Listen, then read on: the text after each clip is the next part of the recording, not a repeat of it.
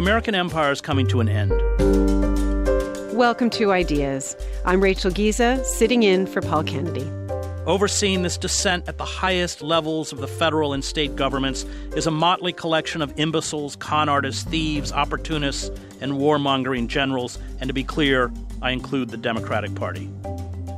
Christopher Hedges is a Pulitzer Prize-winning journalist and the author of America, The Farewell Tour, a book which dissects the body politic of American culture and whose prognosis is unambiguously stark. Short of a sudden and widespread popular revolt, the death spiral appears unstoppable, meaning the United States as we know it will no longer exist in a decade, or at most, two. Predicting the disintegration of America has been something of an industry among the chattering classes for a while, and it's accelerated in the last couple of years. But after the Sandy Hook school massacre, in which 20 children were fatally shot, Hedges wrote an article in 2013 for The Walrus magazine, where I happened to be working at the time. That article was uncanny in the way it looked ahead at the America which was to come. In it, he quoted the late American philosopher Richard Rorty, who said, and I'm quoting here, that when America's breakdown begins, the gains made in the past 40 years by black and brown Americans and by homosexuals will be wiped out. Jocular contempt for women will come back into fashion. All the resentment which badly educated Americans feel about having their manners dictated to them by college graduates will find an outlet. That was in 2013, and those words now seem prophetic. Well, he wrote it even before then. Yeah. Were they? Well, there are intellectuals in the United States who understood what was happening, but they were pushed so far to the margins that their voices were not heard. Sheldon Wolin, for example, who we lost a couple years ago, taught at Berkeley and Princeton, wrote Democracy Incorporated. And these figures who as Rorty did, of course, called out the folly of neoliberalism were silenced, in essence. That critique was just unpalatable across the mainstream. So I think the serious critics of culture, Neil Postman, they knew what was coming. There have been other moments of deep division in crisis in America, the Civil War, the Great Depression, the Red Scare, Vietnam, on and on it goes.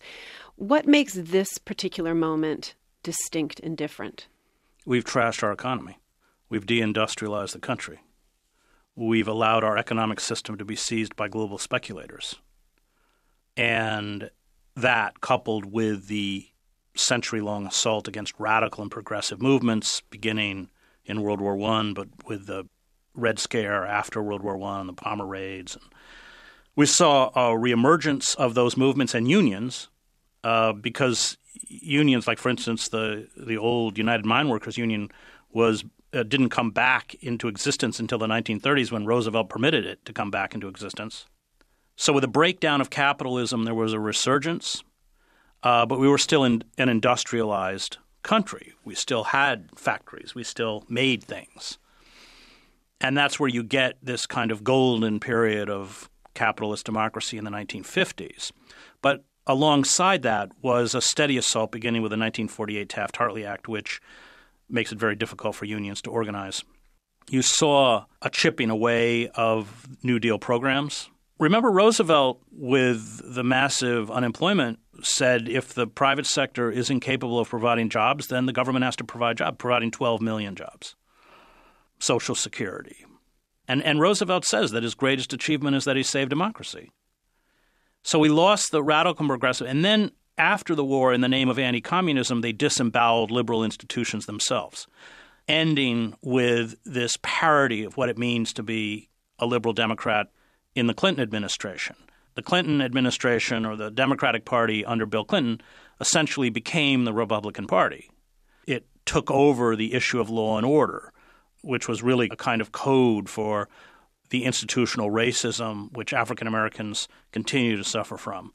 It was Clinton who expanded the prison system from 700,000 to over 2 million in the 1994 Omnibus Crime Bill, deregulating the FCC. So now we have about 5 or 6 corporations that control what 90% of Americans listen to and watch. It was under Clinton that we destroyed our welfare program.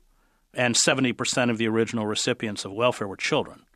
It's under Clinton that we destroyed Glass-Steagall, and you didn't have a banking crisis in Canada because Chrétien didn't allow it. Yeah. He didn't rip down the firewalls between commercial and investment banks. Clinton did, which is what precipitated both our and the global financial crisis in 2008. So it became like the late Roman Republic, where the institutions and the language and iconography of democracy existed, but internally had become so corrupted, in essence been seized by corporate power, as to render it a mirage. And that, of course, sowed the seeds for Trump. There's this 1986 film by the Quebec director Denis Arcand, and it's simply called The Decline of the American Empire. I don't know if you're familiar with it. But it saw modern society's fixation on self-indulgence as an indicator of its decline. You've been talking about governments and corporations, but in the book you also talk on the individual level, this focus on self-indulgence. How are self-indulgence and decline related? Well, that's a very important point. Yes, it became a society consumed by hedonism and narcissism, and it celebrated the qualities of psychopaths. You see it on any reality television show, that ability to manipulate, use, lie to others for your own advancement, a lack of empathy or capacity for remorse, the idea that wealth creates its own value. It doesn't matter how you achieve it. The yearning for celebrity, self-presentation, which is what Facebook and social media is fundamentally about. It's about what Neil Gabler called life, the movie. And what happened is our political system, our political campaigns became forms of reality television itself. So you manufactured personalities. George W. Bush becomes somebody you'd want to have a beer with, for instance. Yeah. And you confuse how you are made to feel with knowledge. And Trump could play that game better. That's the first part. And the second part is that across the political spectrum, the American public realized that the elites had betrayed them. And Trump's caustic, vulgar insults, whether it was directed at George Bush or Hillary Clinton, were kind of cathartic to an extremely, I would say, legitimately angry, and in particular white working class population that had been lied to. And of course, the anger was even greater at the Democratic Party because figures like Clinton or Obama continued to speak in that feel your pain language of liberalism while serving corporate power. And of course, we saw that in 2008 with Obama's response, which was to bail out the banks and Goldman Sachs, the people who carried out the fraud, and turn his back on the victims. And is that the moment that it hit home for you, that America was on the decline, or was it earlier than that you were seeing these signs? No, much earlier. First of all, I spent 20 years overseas. So I was very rarely in this country for 2 decades. And the changes that had taken place within the country were much more dramatic and starker upon my return.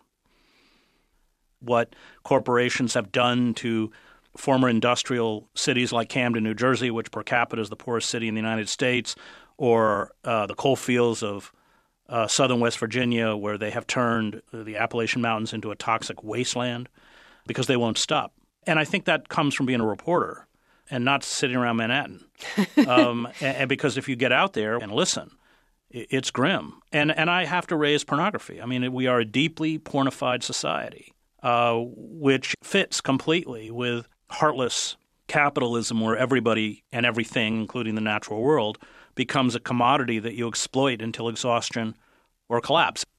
I wonder, though, if there's a conceptual trap within the very idea of talking about America's decline at this moment, because the United States itself was founded on this contradiction, a free and democratic nation that was built on enslaving millions of Africans and on the genocide of indigenous people.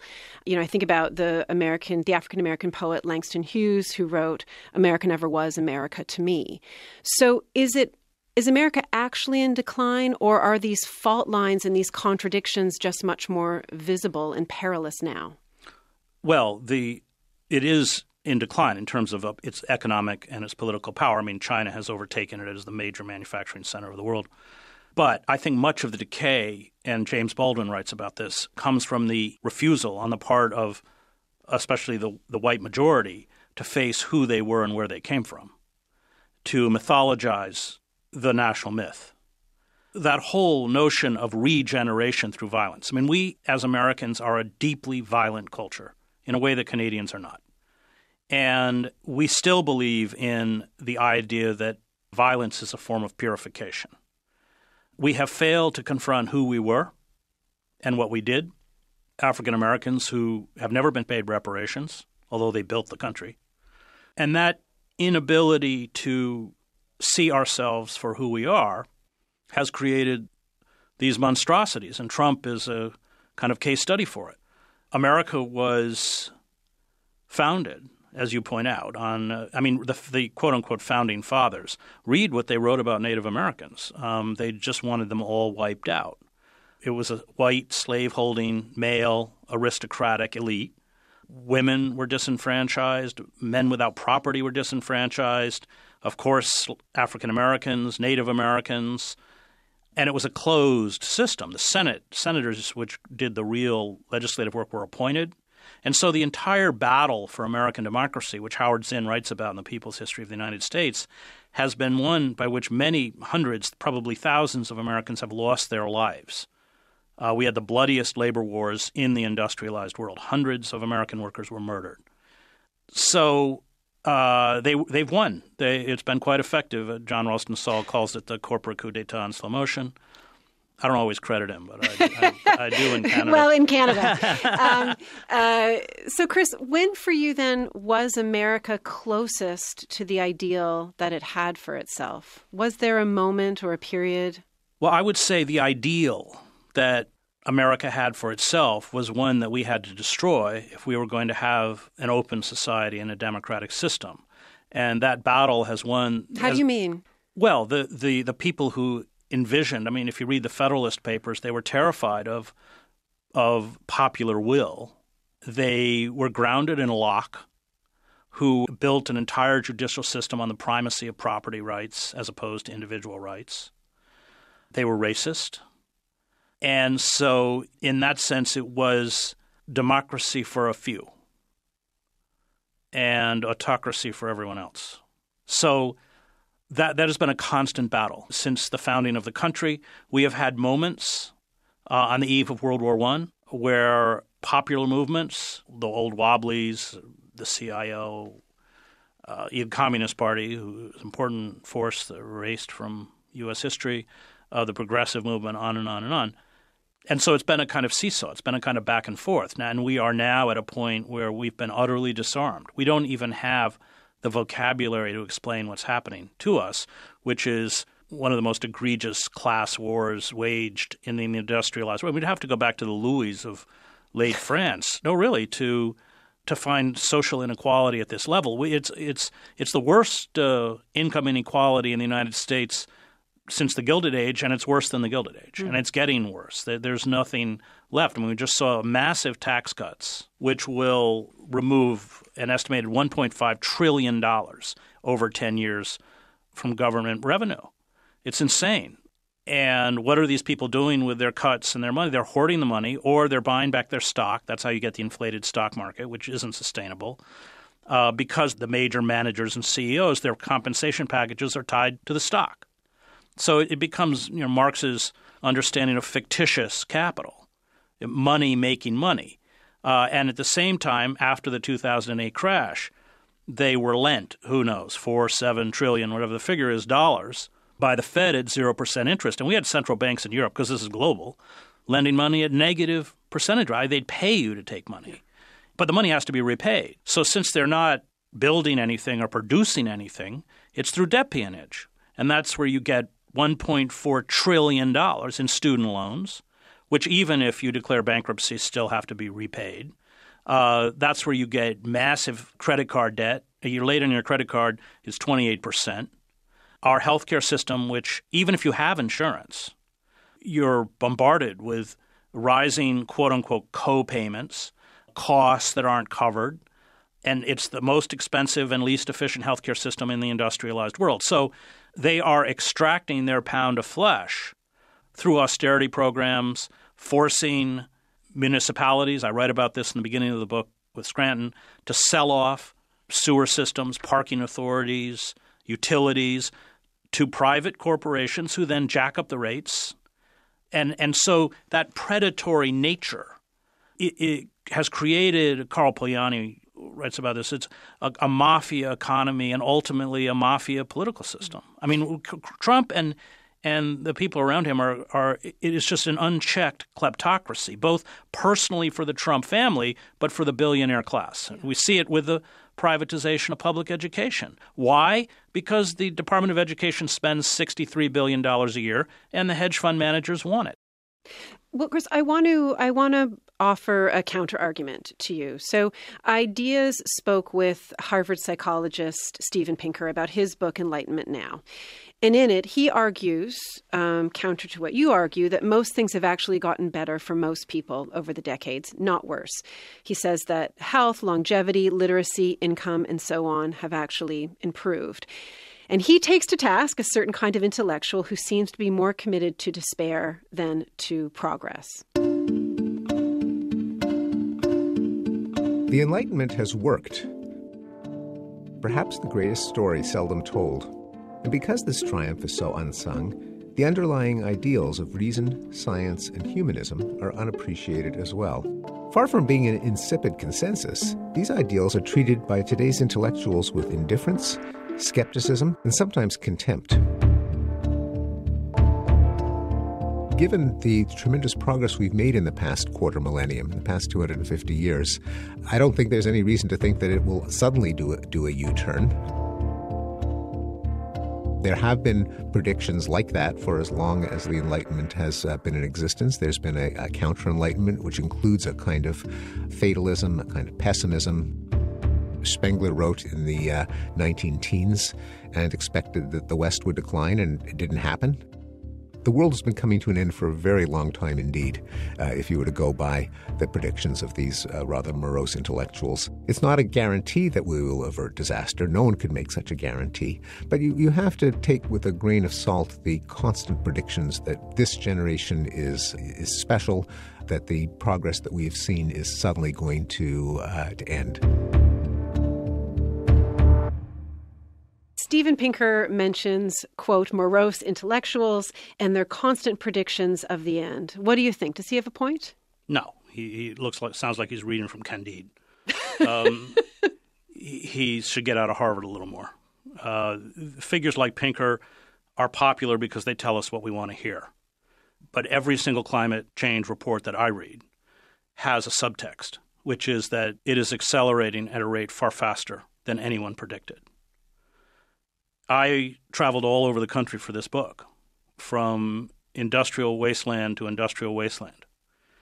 And the book was in many ways modeled after Emile Durkheim's book on suicide, that when you have a society in decay, it produces familiar pathologies, suicide being one, opioid addiction, hate groups, gambling. And then having been a war correspondent, I just don't know. I just find Pinker's analysis to be completely unplugged from reality. The fact is, empires, civilizations die. That's something that Plato understood. They have natural life cycles. The American empire is coming to an end. The nation has lost the power and respect needed to induce allies in Europe, Latin America, Asia, and Africa to do its bidding. Add the mounting destruction caused by climate change, and you have a recipe for an emerging dystopia. The empire will limp along, steadily losing influence until the dollar is dropped as the world's reserve currency, plunging the United States into a crippling depression, and instantly forcing a massive contraction of its military machine. Many of the estimated 69 empires that have existed throughout history lacked competent leadership in their decline. They ceded power to monstrosities such as the Roman emperors Caligula and Nero, or imbecile narcissists like Trump. We're not immortal any more than any other empire. The difference this time is that when we go down, we'll bring the whole planet with us. Yeah. And I find figures like Pinker very dangerous because it is the perpetuation of the myth of human progress, the idea that progress is inevitable. You know, he mentioned the Enlightenment. Well, it was the Enlightenment that gave us the Jacobins and ultimately the fascists and the communists. The idea that you could create a perfect world, as Dr. Pangloss said, by eradicating certain elements of that world. That comes directly out of the Enlightenment. So there's always been a very dark side to the Enlightenment, the utopian belief that we could create the perfect society if certain segments of that society were wiped out. You talk about Marx and quote Marx at length in the book. Is Marxism a kind of utopianism? Completely. I am not a Marxist, but Marx's critique of capital is probably the most important critique of capital. And remember that it was heavily reported. He and Engels, of course, ran textile firms. He knew what he was talking about. And Marx used a lot of Engels' data. So if I was running a hedge fund on Wall Street, I'll only hire Marxists because they understand that capitalism is about the exploitation of labor, the maximization of profit, and reducing the cost of labor. That's what Marx got. So Marx's solution is not something that is as utopian as any other kind of fantastic belief. I mean, the problem with Marx, and I graduated from Harvard Divinity School, so I kind of come out of Calvin, is that he doesn't grasp human nature. He's, once he gets into his solution, I'm not with him. But in terms of his study of capitalism, he understood. He understood the nature of capitalism, he understood how it worked, and he understood where it was going. Marx warned that capitalism had built within it the seeds of its own destruction. There would come a day when capitalism would exhaust its potential and collapse. Marx did not know when that day would come, but he also knew that capitalist expansion was not eternally sustainable. Unable to expand and generate profits at past levels, the capitalist system would begin to consume the structures that sustained it. It would prey upon, in the name of austerity, the working class and the poor, driving them ever deeper into debt and poverty, and diminishing the capacity of the state to serve the basic needs of ordinary citizens. It would, as it has, increasingly automate or relocate jobs, including both manufacturing and professional positions, to countries with cheap pools of labor. This would trigger an economic assault on not only the working class, but the middle class, the bulwark of a capitalist democracy, that would be disguised by massive personal debt as incomes declined or remained stagnant and borrowing soared. Politics would, in the late stages of capitalism, become subordinate to economics, leading to political parties hollowed out of any real political content and abjectly subservient to the dictates of corporations. But as Marx warned, there is a limit to an economy built on austerity and the scaffolding of debt. There comes a moment, Marx knew, when there would be no new markets available and no new pools of people who could take on more debt. Capitalist oligarchs, meanwhile, hoard huge sums of wealth, $7.6 trillion, stashed in overseas tax havens, exacted as tribute from those they dominate in debt and impoverish. Capitalism would, in the end, Marx said, turn on the so-called free market, along with the values and traditions it claimed to defend. It would, in its final stages, pillage the systems and structures that made capitalism possible. It would resort, as it causes widespread suffering, to harsher forms of repression to maintain social control. It would attempt, in a frantic last stand, to extract profit by looting and pillaging state institutions, contradicting its stated nature. Well, I want to dig into corporatism and capitalism a bit more. You write that capitalism would attempt, quote, in a frantic last stand to extract profit by looting and pillaging state institutions, contradicting its stated nature. What is capitalism's stated nature? That the market determines behavior, that when capitalist entities are unable to generate profit and collapse, they should die. And, of course, all of this was exposed as a lie after 2008. And of course, with the impoverishment of the American working class, it's difficult to expand markets. Then, as Marx understood, these entities cannibalize the structures that make a capitalist democracy possible. We spoke earlier about the education system. But this is just now writ large throughout all aspects of American government. 70% of U.S. intelligence is privatized. Corporations like Bose Allen Hamilton, which gets 99% of its revenue from the U.S. government. We have Eric Prince, the brother of Betsy DeVos, making a push to privatize the war in Afghanistan, which has not gone particularly well. In fact, of course, we're losing it. But that doesn't matter because you have the war industry is making a killing. It's not good for anyone in Afghanistan. It's not good for us. It's certainly not good for stability within the Middle East. But it is good for this narrow segment of the country, i.e. those corporations which profit from it, and war has always been a business. So capitalism, the nature of capitalism as it's described by the Chicago School and others, bears no resemblance to the reality of capitalism. The creation of monopolies so that you destroy competition, the constant consolidation of these mega corporations, which then not only fix prices and jack prices up, but we know from SEC investigations fix LIBOR rates. I mean, they fix everything. So it's not really capitalism. And then when they get in trouble, it's corporate socialism. They go running to the state and loot the U.S. Treasury. Well, and you, in this book, you travel across America to communities and cities across the country. So where have you personally seen that frantic last stand and that pillaging taking place on that ground level? Well, I write out of Anderson, Indiana. So Anderson, Indiana used to be one of the major manufacturing centers for GM. Clinton passes NAFTA. GM moves to Monterrey, Mexico. They leveled a lot of those giant plants. So there's just these massive weed-choked fields. 25,000 workers with good union jobs, $25, $30 an hour, sometimes more. Health benefits, a pension plan, a union, gone. And the city, like all deindustrialized pockets, is in freefall with all of the attendant problems that I write about in the book, including massive problems with opioid overdoses. And there, I drove through the streets and churches are for sale. I mean, everything's closing up. A whole section of the city doesn't even have a supermarket. It's this descent where everybody just eats processed food from a convenience store.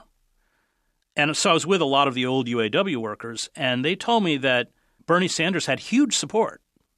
But once Sanders was denied the nomination, I would argue the Democratic establishment fixed it so he couldn't get it, they voted for Trump. They weren't going to vote for Clinton, not after what had been done to them. And Anderson, like Scranton, you can just tick off almost every city in America, especially between the coasts. And you drive through it, and it's potholed streets. Streetlights are burned out. Public libraries are closed. In Camden, the library is gutted, and there's a tree growing out of it. And this, of course, gets into the whole issue on the failure of the part of the elites to address the social inequality that is deforming and destroying the country and that created Trump. Russia had nothing to do with it, and neither did Comey or the Podesta emails. It had to do with a rapacious, greedy, myopic elite that embraced an ideology which was ridiculous from its start, neoliberalism, as David Harvey points out in his very good book, to enrich themselves and their class.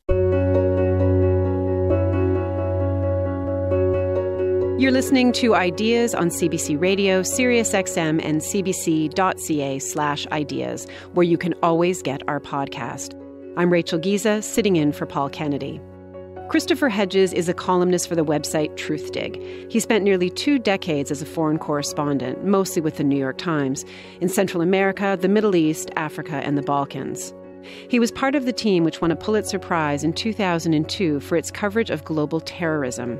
And in the same year, he also received the Amnesty International Global Award for Human Rights Journalism. Chris Hedges has also written over a dozen books. In this episode, we're talking about his most recent one, America, the Farewell Tour, in which he argues that American society is in decline primarily because of systemic economic injustice, or what he calls casino capitalism. Our casino capitalism has merged with the gambling industry. The entire system is parasitic.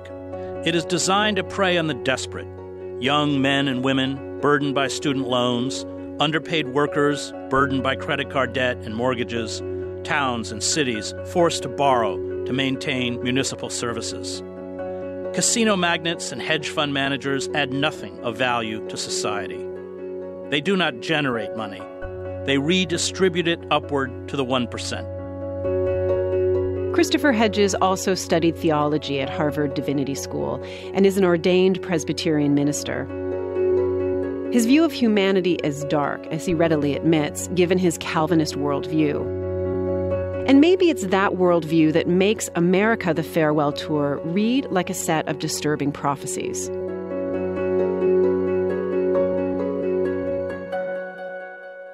The most ominous danger we face comes from the marginalization and destruction of institutions, including the courts, academia, legislative bodies, cultural organizations, and the press, that once ensured that civil discourse was rooted in reality and fact, helped us distinguish lies from truth, and facilitated justice.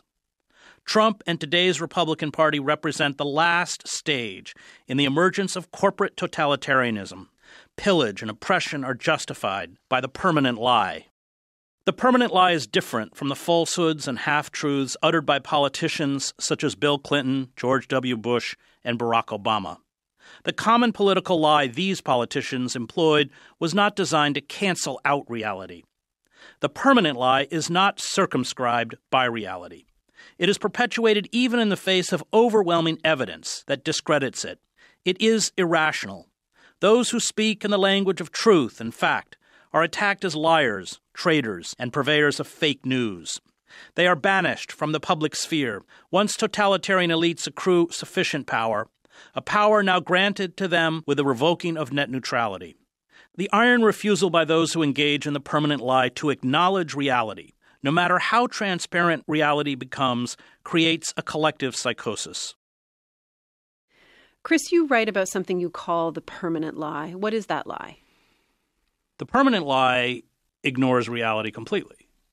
And this, of course, is the danger of the Trump administration, where reality doesn't matter. And it's endemic to all totalitarian societies, where you perpetually broadcast falsehoods. And it creates a kind of collective schizophrenia, because what you see around you doesn't have any relation to what you hear, and yet the message is so overpowering that you're kind of knocked off balance. You don't know what is true and what is false. And that is a characteristic of all totalitarian societies. This so-called post-truth phenomenon where, as you're saying, the facts don't matter, we're bombarded with lies, memes like alternative facts and truth isn't truth are making the rounds. You call this irrational and ominous. How is this kind of irrationality ominous? Well, because when you, as we have done, destroy institutions, that would be the press, the courts, academia, whose job is to keep civil and political discourse rooted in verifiable fact. Once facts are interchangeable with opinions, then it becomes an Alice in Wonderland kind of experience where nothing makes sense. I mean, what does Alice say at one point? Do cats eat mice, or do mice eat cats, or do cats eat mice? Well, it doesn't really matter. Well, that's Trump right there. And a society unmoored from verifiable fact is a society in deep distress. And it creates a kind of paralysis. Those who can make you believe absurdities can make you commit atrocities. Voltaire. I found this in my book on the Christian right. You can't have a rational discourse with someone who believes that every living creature and the entire world was created in 6 days, and that the T-Rex was in the Garden of Eden with Adam and Eve, who were real people, and they put a saddle on T-Rex and rode it around, which is in the diorama that's in the Creationist Museum in Peterborough, Kentucky. And you laugh at it on the outside, but I went through that museum with crowds of people who believe it. And then when a significant portion of your population retreats into this form of magical thinking, you're utterly unable to respond to reality itself in a rational or a meaningful way. Well, and I'm curious about that because there is this intense loyalty by white evangelicals to Trump, who is not in any way a Christian-seeming person in how he conducts himself. It doesn't appear rational, the allegiance to Trump from a group of people who are at odds with everything that he embodies. So how much do you think that the rise of the religious right has contributed to this rise of irrationality and post-truth reality that we're living in? Well, I mean, remember, they have their own universities, their own systems of indoctrination through Christian television and broadcasting. You know, the New York Times, when they run the bestseller list, they don't include quote-unquote Christian books because it would dominate every single one on the list. I would argue that they are completely in sync with Trump. I covered these people. These mega churches are run by pastors who are as sleazy and corrupt as Trump. They can't be questioned. They're in direct contact with God. That's the first part. The second part is I don't look at the Christian right as a religious movement. They're Christian heretics. They have used biblical language to sanctify the worst aspects of American capitalism, white supremacy, and imperialism. And fundamentally, they are groups that are about hate. They are biblically illiterate. I mean, as soon as they found out I graduated, my father was a minister. I graduated from Divinity School, and I spent 2 years with him.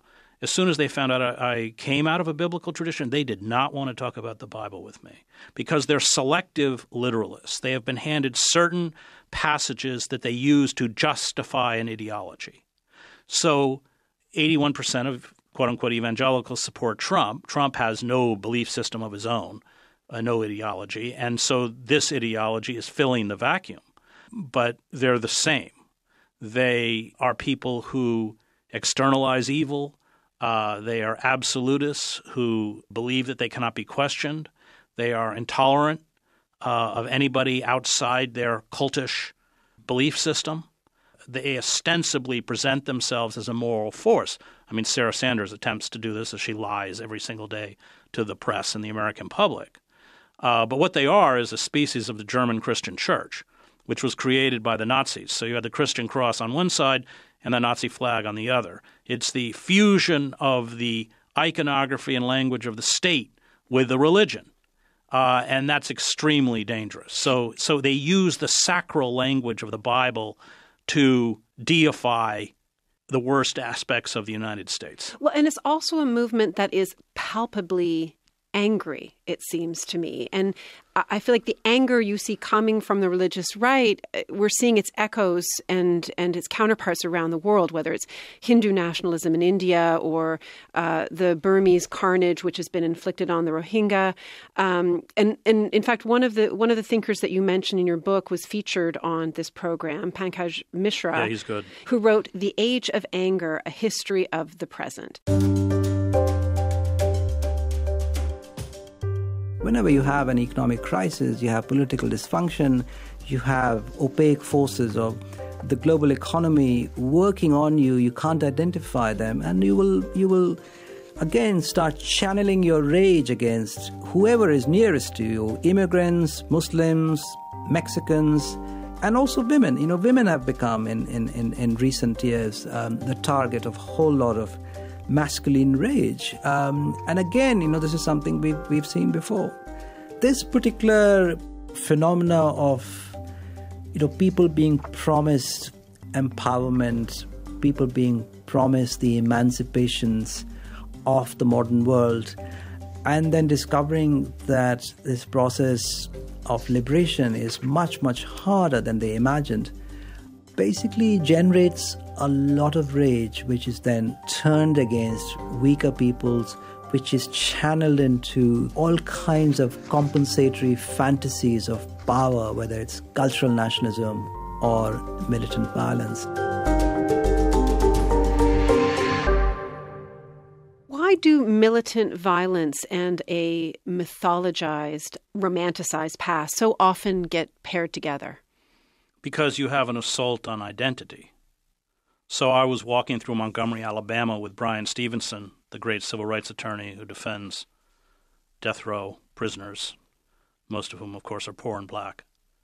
And he's pointed out all the Confederate monuments in Montgomery, and half the city's black. And he said most of these were put up in the last 10 years. And I said, that reminds me of Yugoslavia, where you had the economic collapse of Yugoslavia, a sense of disempowerment, instability, a state that was unable to respond in a meaningful way to acute distress.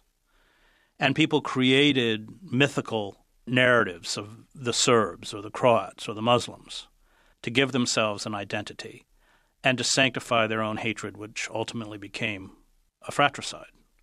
I like Misha a lot. I think he really understands it. You're critical throughout America, the Farewell Tour, of progressives and identity politics. You write, and I'm quoting here, "The liberal church, like the bankrupt liberal class, holds up multiculturalism and identity politics as an ethical imperative and ignores the primacy of economic and social justice." Now, that term, identity politics, it gets used a lot, and I don't know that there's a consensus about what it means. So what does identity politics mean to you? It means the promotion of a particular ethnicity, race, gender, and the belief that the elevation of someone who comes from that group is a form of empowerment. But, of course, that's completely false. The corporate elites, and we begin going all the way back to the advertiser Bennington, Calvin Klein, who used to put up HIV-positive models and stuff to be kind of risque. Obama was an example of this. You have just taken a page from colonialism where they push out a Mobutu to do their bidding. And what matters is the system that they're serving. So the idea that a woman president is somehow beneficial to an empire run amok is an absurdity. It redefines what feminism should be, which is about the empowerment of oppressed women. Probably 3/4 of African Americans are living in worse poverty and worse violence in terms of what's happening in these militarized marginal communities than when King marched on Selma. And so the elites have learned to diversify. I mean, Trudeau did it with his cabinet. But that just becomes a kind of feint, a cover, to maintain a system of institutional racism and corporate exploitation, which is steadily turning the lives of the poor and working men and women into hell. They are approaching conditions. They've already embraced conditions not seen in the industrialized world since the textile mills of Manchester at the end of the 19th century. They've already reached those conditions in places like China and Bangladesh. But those conditions are increasingly defining what it means to be a worker in the United States. And let's not forget that corporations in the United States, we have 25% of the world's prison population, 2.3 million people, or 5% of the world's population. Again, mass incarceration is a form of social control of poor black and brown bodies, discarded, left behind in these deindustrialized pockets where they can't create an income. They're not creating an income for corporations on the streets, but lock them in a cage and they can generate $50,000 or $60,000 a year for prison contractors, private phone companies, private medical services, private money transfer companies, private commissaries, on and on and on. But you are now seeing American corporations, including big ones, Hewlett-Packard, McDonald's, will make its uniforms in the prison system because the argument the prison authorities make is you don't have to pay 22 or 32 cents an hour in Bangladesh. You can pay that in an American prison. They can't organize. They can't complain about working conditions. They can't get paid for sick days. And if there's any kind of a problem, we throw them into solitary for a year. So that kind of return to unbridled, exploitive systems of capitalism, it's already cemented into place. I mean, this is what Apple does with its subcontractors in China, where people climb. They fail to make their quotas, constant wage theft, and they climb to the top of these buildings and throw themselves off, et cetera. But that is increasingly defining working conditions in the first world. But isn't there a way in a critique about economic injustice to talk about how identities based on race and gender complicate and exacerbate the problem of social injustice? I hear your point about making a woman president or making a black man president doesn't stop racism or sexism, but isn't it true that many people are oppressed worse because of the identities that they have? That we know that, black women earn less than white women. But that's economic justice. I mean, that's my whole point. So you take the Occupy movement. The Occupy movement was largely a white middle-class kids who got out of college. There was no place. Well, they weren't joined by people from marginal communities of color because these kids suddenly discovered that they couldn't find meaningful employment. We're dealing with issues of evictions, police violence. When you went to these marginal communities, they've been dealing with this for decades. And the question they legitimately asked was, where were you? Well, you were involved in your boutique activism about multicultural. So obviously, I support diversity. I want the empowerment of these groups, but not divorced from economic justice. So do you think a movement like Black Lives Matter ticks those boxes for you? Do you feel like a movement that is speaking specifically about the experiences of economic injustice, police brutality within African American communities and against African American people? Is that movement problematic to you because of identity politics, or do you feel like it marries the question of economic justice to racial identity? Well, they're certainly aware of that. There's a reason they're in Ferguson or Baltimore. But we have a crisis in the United States of police terror. 3.3 citizens a day, almost all unarmed, are shot dead. And almost all of them are poor people of color. And they are responding to that crisis of police terror. And terror is the right word, having come out of those communities. If you are a mother with a teenage son and it's dark, you don't know if they're coming home. And I teach in a prison system, so I see it up close, the collapse of the judicial system. 94% of our prisoners never get a jury trial. They're forced to plea out, and the sentences are horrific, 3 or 4 times longer what they would be in any other country. So I think that those groups are important, but we're not going to successfully recreate a society whereby they have opportunity until we create an economic system where they can be integrated into that system. There are 3 forms of social control against the poor: mass incarceration, evictions, which is often ignored. So you lock up the men and you evict the women and children. And this gets into why I support reparations, why I support a guaranteed income, why I support the creation of government jobs. Until that's done, that problem, you can decry police violence all you want, but until these communities and families are resurrected and given a place in the society, those forms of social control are necessary by the corporate state to keep these people in check. Resistance entails suffering. It requires self-sacrifice. It accepts that we may be destroyed. It is not rational. It is not about the pursuit of happiness. It is about the pursuit of freedom. Resistance accepts that even if we fail, there is an inner freedom that comes with defiance. And perhaps this is the only freedom and true happiness we will ever know. To resist evil is the highest achievement of human life. It is the supreme act of love. It is to carry the cross, as the theologian James Cone reminds us, and to be acutely aware that what we are carrying is also what we will die upon.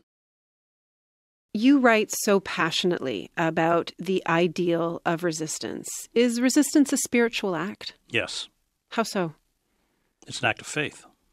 Because empirically, everything you do in terms of resisting radical evil, as Kant called it, may show that all of your efforts have been futile. But it doesn't invalidate resistance.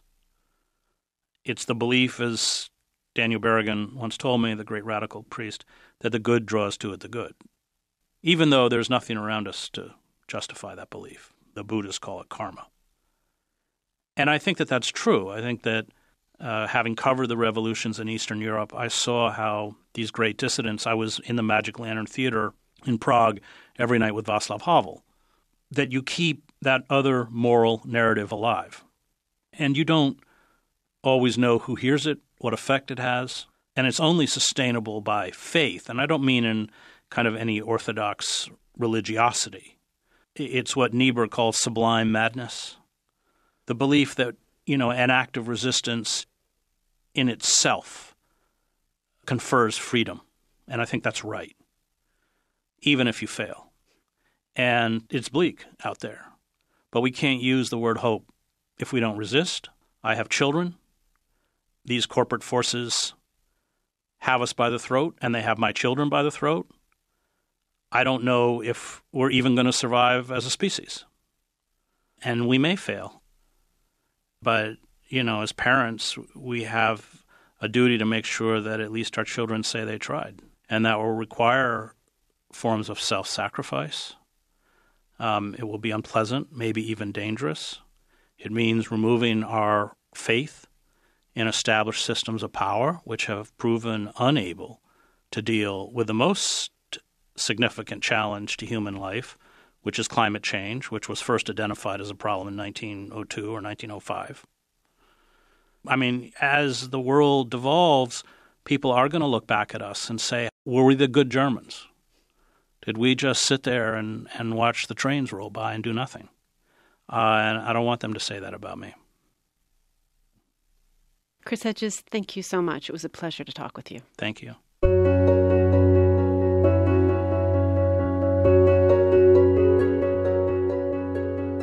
Christopher Hedges is the author of America, the Farewell Tour.